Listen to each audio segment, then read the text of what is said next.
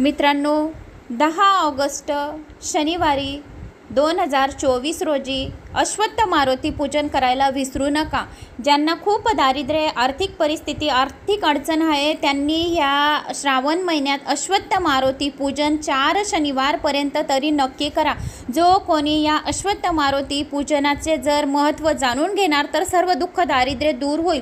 या दिवशी तुम्हाला 1 तांब्यामध्ये जल घ्यायचे. जल, साखर, गंगाजल, दूध मिश्रित असं तुम्हाला ओम नमो भगवते वासुदेवाय नमः या मंत्राचा जप करत करत तुम्हाला पिंपळाच्या झाडाला जल अर्पण करायचं आहे आणि 108 प्रदक्षिणा करायच्या आणि आपल्या मनातल्या इच्छा त्या अश्वत्थ पूजन म्हणजे अश्वत्थ वृक्ष पिंपळाच्या झाडाला तुम्हाला आपल्या मनाच्या इच्छा बोलायच्या आहे. म्हणजे तुमचे दुःख दारिद्र्य दूर होईल. कारण की शनिवारी 4:30 ते 6:30 पर्यंत माता लक्ष्मी तेथे विराजमान राहतात. तर माता लक्ष्मी सर्व दुःख दारिद्र्य दूर करेल.